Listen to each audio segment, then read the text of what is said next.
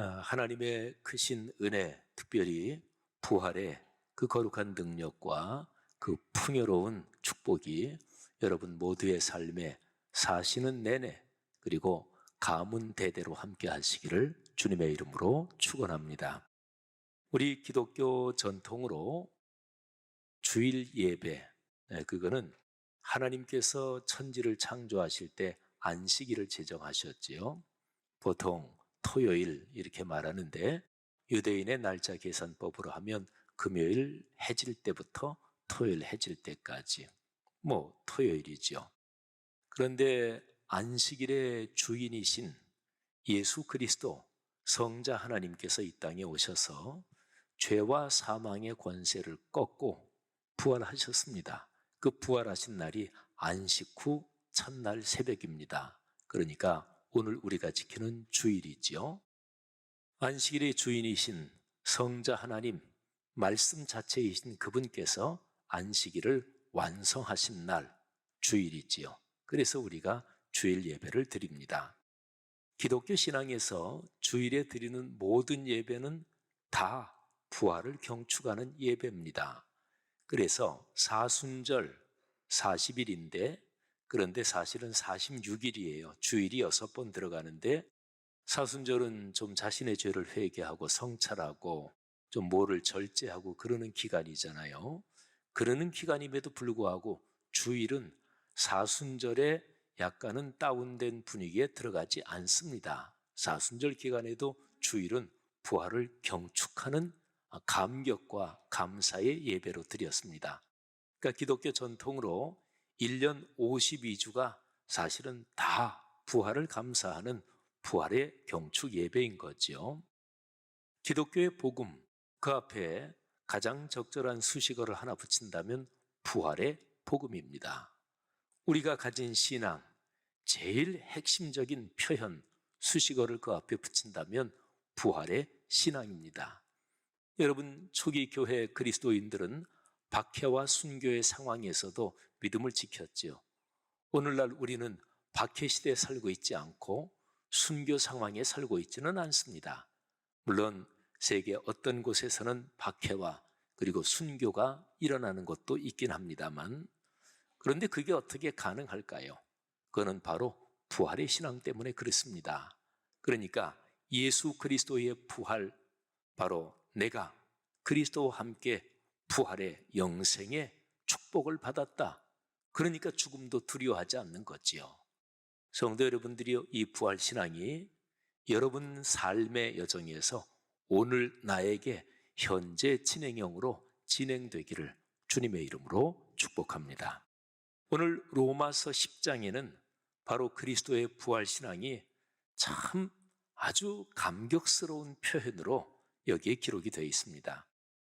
근데 로마서 10장을 우리 성도들이 읽으면서 이게 무슨 말인지 모르겠다. 대부분이 사실은 다 그런 표현이 오늘 로마서 10장 여기에 기록이 되어 있습니다. 여기에 보면 누가 하늘로 올라가겠느냐? 그렇게 말하는 사람도 있는데 그러면 안 된다. 하늘로 올라가겠느냐?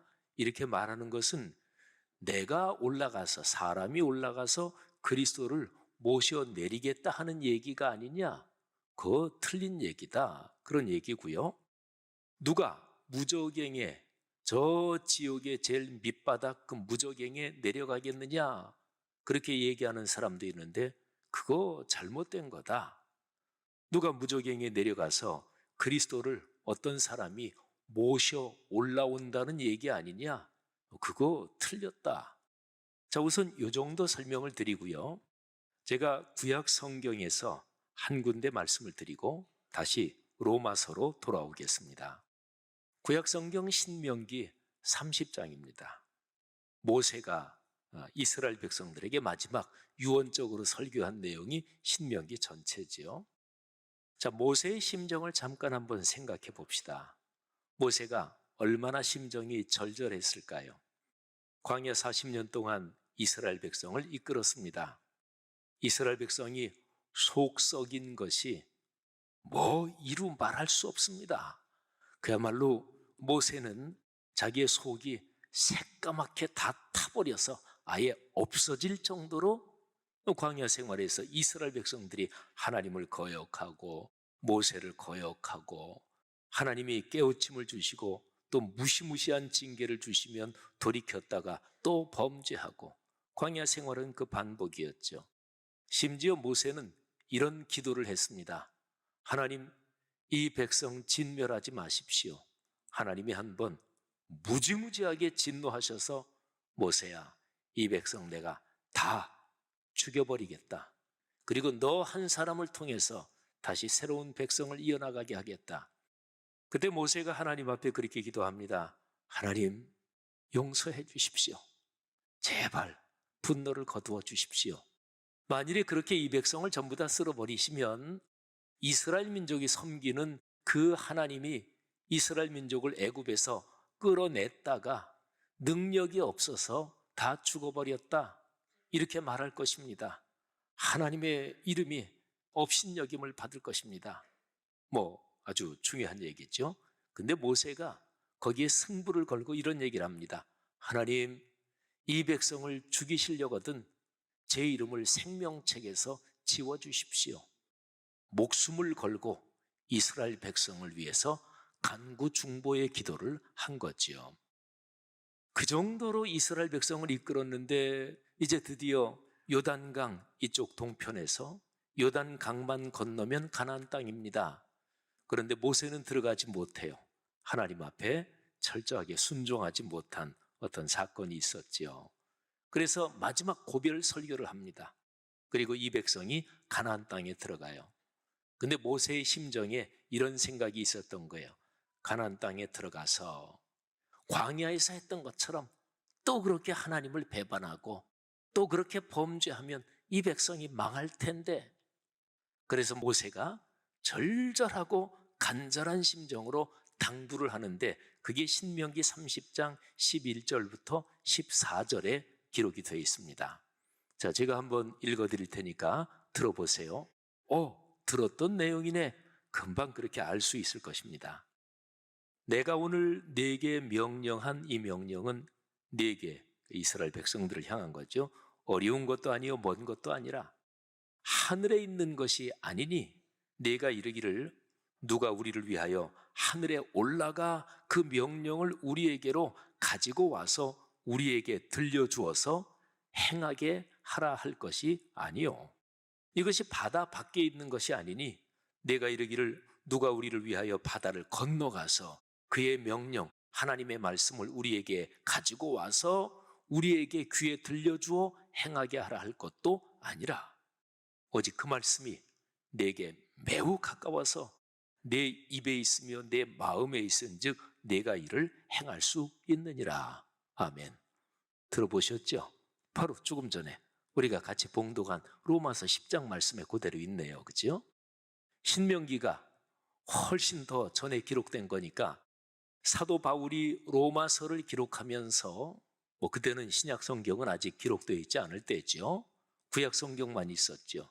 그러면서 사도 바울이 구약 성경을 묵상한 거, 구약 성경을 묵상하면서 신명기를 인용한 거예요. 여러분과 저 우리 교회가 동네 세매줄 성경으로 말씀 묵상을 하며 살아갔잖아요. 2000년의 모든 신앙의 선배들, 진실한 신앙인들은 늘 말씀을 묵상하며 살아갔어요. 모세도 그랬습니다. 바울도 그랬습니다. 그러니까 바울이 구약의 신명기 말씀을 묵상하면서 그 깨달음, 그 받은 은혜를 기록한 게 로마서 10장이에요. 자, 그런데 모세가 얘기를 하면서 모세의 간절한 심정은 이 백성이 말씀에 불순종하면 죽는다, 망한다. 그러니까 이 백성들한테 말씀 지키며 살아야 된다. 이거 붙잡지 않으면 가나안 땅이 마술적인 땅이라서 무슨 약속의 땅, 젖과 꿀이 흐르는 땅이기 때문에 들어가면 저절로 잘 되는 땅 절대로 아니다. 너희가 말씀을 지켜야 산다. 그러니까 모세가 절절한 심정으로 말씀하는 거예요. 내가 오늘날 너희에게 전하는 하나님의 명령을 받아서 전하는 이 말씀은 어려운 거 아니다. 멀리 있지 않다. 그러면서 두 가지를 얘기해요.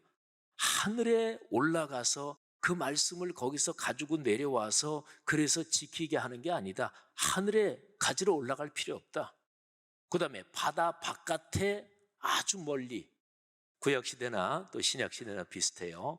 원양, 먼 바다 항해하는 기술이 없었기 때문에 가장 먼 곳 그러면 저 바다에 있는 섬 이렇게 표현하는 거예요. 그런데 바다 바깥에, 바다 저 건너, 바다 바깥 그쪽, 그러니까 아주 먼 곳이죠. 말씀이 저 바다 바깥에 어디 있어서, 그래서 거기에 누가 좀 가서 그 말씀을 힘들게 하여튼 희생을 하더라도 찾아갖고 와서 말씀을 지켜야 되는 거, 그거 아니다. 그러니까 두 가지를 얘기해요. 하늘 저 위에, 그리고 저 바다 바깥에 말씀이 그렇게 숨겨져 있는 것도 아니고 멀리 있는 게 아니다. 14절에 신명기예요. 오직 그 말씀이 내게 매우 가까워서 내 입에 있고 내 마음에 있다. 그러므로 그 말씀 실천할 수 있다. 제발 부탁이다. 이스라엘 백성이여, 말씀을 꼭 붙잡고 가나안 땅에 들어가서 말씀이 삶이 되도록 그렇게 살아라. 자, 여기까지가 모세 얘기입니다. 모세의 절절한 심정, 잘 머릿속에 한번 생각을 해보십시오. 사도 바울이 이 구절을 묵상하면서 이제 로마서 9장, 10장, 11장에서 유대인, 이스라엘, 자기 동족의 구원 문제를 얘기합니다. 9장 1절, 2절에서 이렇게까지 얘기해요. 내 동족 유대인들의 구원을 위해서라면 내가 저주를 받아 멸망을 당해도 좋습니다. 이 내 표현이 그저 하는 표현이 아니고 진심인 것을 성령께서 증언하십니다. 모세하고 비슷하네요. 그렇죠? 모세가 자기 동족 하나님이 다 죽여버리시려고 하니까 차라리 제 이름을 생명책에서 지워주십시오. 바울도 내가 저주를 받아서 끊어질지라도 나는 괜찮다. 사랑하신 여러분, 그리스도인의 신앙에서 아주 중요한 것은 내 이웃, 다른 사람을 구원을 위해서 이런 심정을 갖는 거예요. 이 심정이 여러분과 제게 흐르기를 간절히 바랍니다. 그러면서 사도 바울이 바로 신명기서 말씀을 인용해서 이렇게 얘기합니다. 이제는 로마서 말씀이에요. 근데 로마서 10장 5절 말씀에서 율법의 길을 얘기하고요. 그 다음에 6절부터 뒤로 쭉 이어지는 10절까지는 믿음의 길을 얘기합니다. 자, 다시 한번 이게 아주 중요해요. 율법의 길, 그리고 믿음의 길, 하나님의 은혜를 의지한 믿음의 길. 율법의 길은 뭐냐면 율법의 길로 구원을 받으려면 구약성경 율법을 지켜야 돼요. 그래서 내가 율법을 지켰다, 이런 업적과 공로가 있어서 거기에 근거해서 구원받는 거예요. 사도 바울이 10장 5절에서 이렇게 얘기하지요. 율법으로 말미암는 의를 행하는 사람은 그 의로 살리라. 자기 공로를 세워서 그게 쌓여야 구원을 받는다. 그렇게 구원을 받는다. 근데 그렇게 구원을 받을 사람이 없습니다. 거기에는 멸망뿐이다. 자, 그거는 틀린 길이다. 그래서 이스라엘 백성들, 유대인들이 하나님에 대해서 열정이 가득하다. 그런데 그 열정이 잘못된 지식을 따른 열정이다. 여러분, 신앙생활 무조건 열심히 하는 게 좋은 게 아니에요. 올바른 성경 말씀을 깨닫고 올바른 지식의 길로 열정을 가져야 됩니다. 올바른 성경 지식이 없는 사람이 열정을 가지면 결국은 교회 공동체 피해가 되고 개인도 망하는 길로 갑니다. 그래서 말씀을 그렇게 강조하는 거예요. 66권 진리의 말씀, 올바른 지식을 묵상하고 깨닫고, 아, 이게 주님의 길이구나. 그리고 그리로 가면서 헌신해야 되는 거죠. 자, 사도 바울이 6장 이후부터 자, 율법의 길, 그건 틀린 길이다. 자, 그러면 믿음으로 말미암아 의를 얻는 믿음의 길에 대해서 얘기하겠다. 그러면서 믿음의 길을 가는 사람들은 다음에 두 가지 얘기를 안 한다. 자, 첫째, 누가 하늘에 올라가겠느냐? 그 얘기를 안 한다. 그러니까 하늘에 올라가서 저 하늘 보좌에 계신 예수 그리스도, 우리가 구원받기 위해 그분을 좀 모시고 내려와야 되겠다. 그 얘기 안 한다. 그건 사람이 하는 일이 아니다. 그 다음에 또 하나, 누가 저 무저갱에 예수께서 십자가에 달려 돌아가시고 저 지옥 음부까지 내려가셨다, 성경에 그렇게 기록되어 있는데, 십자가에 달려 죽음을 당하신 예수 그리스도 우리의 주님을 저 죽음에서 누가 모셔서 올려오겠느냐? 그런 얘기 할 필요 없다. 그건 사람이 하는 게 아니다. 그건 하나님이 하신 거다. 여러분, 그러니까 사도 바울이 구약성경 신명기를 묵상하면서 저 하늘 꼭대기에 가서 말씀 가져와서 그렇게 실천하는 거냐? 아니다. 저 바다 바깥에 가서 말씀 가져와서 실천할 수 있는 거냐? 그거 아니다. 말씀 너희한테 줬지 않느냐? 시내산에서 하나님께서 나타나셔서 십계명의 돌판에는 직접 하나님의 손가락으로 십계명을 써주셨고, 다른 말씀들 모세에게 전해주셔서 모세가 인도하는 이스라엘 백성들은 기록된 말씀을 갖고 있었어요. 안식일마다 그 말씀이 낭독됐고, 말하자면 설교를 했을 거예요. 그러니까 말씀은 너희 가까이 있다. 여기에 로마서에서 바울은 그렇게 얘기하는 거예요. 예수 그리스도께서 하늘 보좌를 버리시고 낮고 천한 인간의 몸을 입으시고, 그 정도에서 더 나가서 십자가, 치욕스러운 십자가에 못 박혀서 저 지옥의 밑바닥에까지 내려가셨다. 그러니까 성자 하나님 말씀이신 그분이 저 영광의 보좌에서 밑으로 계속 추락하고 바닥까지, 무저갱까지 내려가셨다. 이거는 사람이 한 일 아니다. 너희가 구원받기 위해서 그거 할 필요 전혀 없다. 할 수도 없고, 그거는 그리스도 예수 성자 하나님 자신이 자신을 비우신 거다. 성자 하나님 예수 그리스도께서 자신을 희생하신 거다. 그 다음에 지옥 무저갱 죽음의 상태에서 3일 만에 부활하셨잖아요. 그리고 부활하신 예수님이 하늘로 올라서 하나님 보좌 우편에 앉으셨잖아요. 모든 권세를 다 그분이 가지셨잖아요. 근데 이거를, 자, 우리가 좀 구원을 받기 위해서 예수 그리스도께서 죽으실 뿐 아니라 부활하셔야 되는데, 우리가 좀 부활하실 거를 좀 도와드리고 하늘로 올라가시는 거 좀 도와드리고, 그 얘기하는 거 잘못이다. 그거는 하나님 아버지께서 하신 일이다.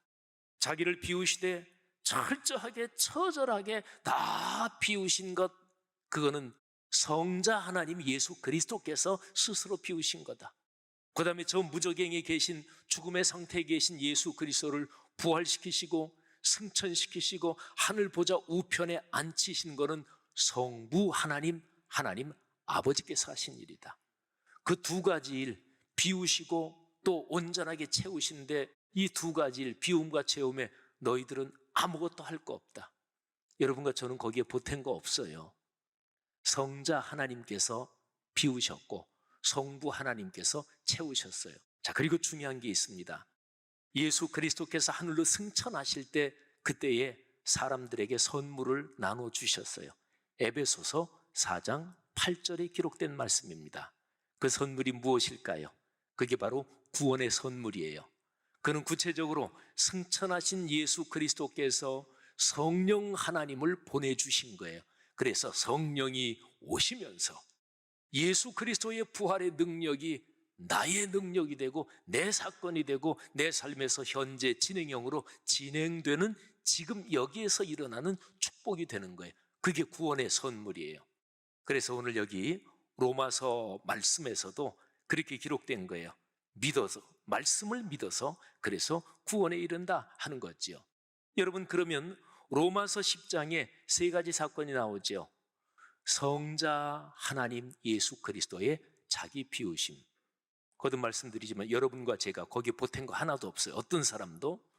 두 번째, 십자가의 죽음으로 영원한 멸망에까지 들어간 것처럼 보이는 예수 그리스도를 다시 부활시키시고 승천시키시고 하늘과 땅의 모든 권세를 다 주신 하나님이 채우신 사건.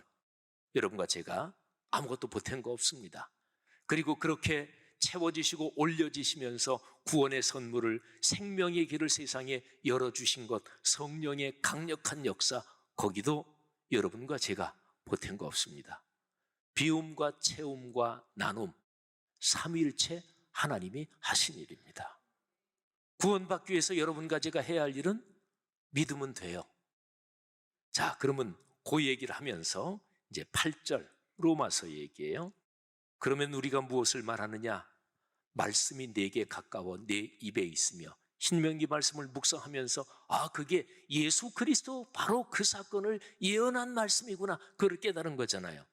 말씀이 내게 가깝다, 내 입에 있다, 내 마음에 있다. 이게 바로 우리가 전파하는 믿음의 말씀이다. 내가 만일 내 입으로 예수를 주로 시인하며 하나님께서 예수를 죽은 자 가운데서 살리신 것을 내 마음에 믿으면 구원을 받는다.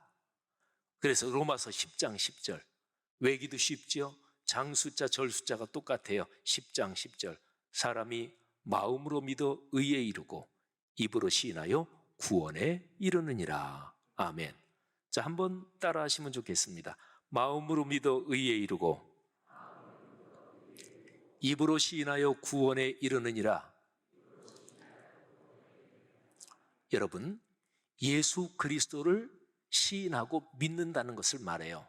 그런데 예수 그리스도를 시인하고 믿는 게 어떤 방법으로 되나요? 말씀으로. 여기서 지금 말씀을 얘기하잖아요. 말씀이 내게 가까워 내 입에 있고 내 마음에 있다. 예수 그리스도를 증언하는 66권 성경 말씀.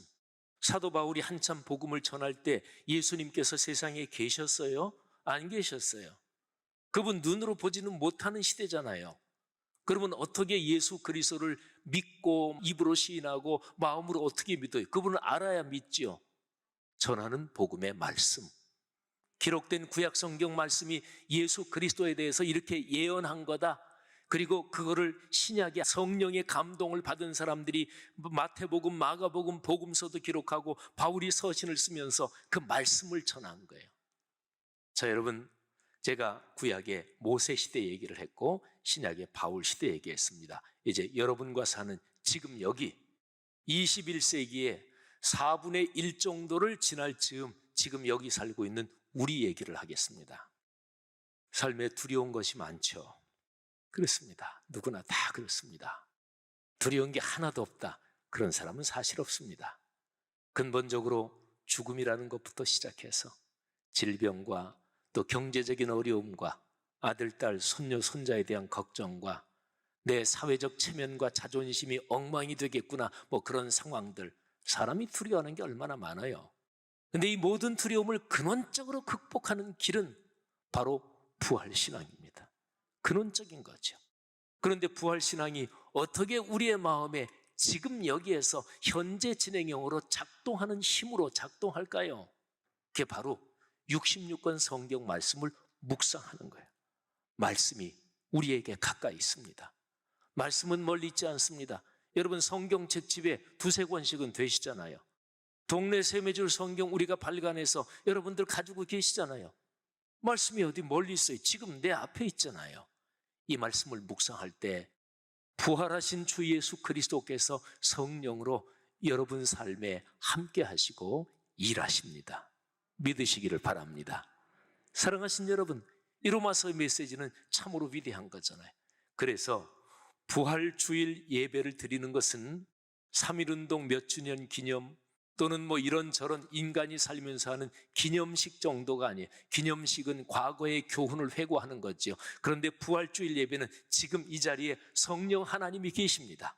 그래서 2000년 전의 부활 사건을 지금 우리의 사건이 되게 하고 부활의 증인으로 살게 하는 거죠. 성도 여러분들이요, 이 축복 누리시면서 삶의 여정 끝날 때까지 걸어가시고 여러분이 그토록 소중하게 여기는 아들, 딸, 손녀, 손자 가문 대대로 예수님 재림하실 때까지 부활신앙이 가문에 흐르기를 축복합니다. 그리고 우리를 통해서 이 부활신앙이 온 세계에 전파되기를 주의 이름으로 축복합니다.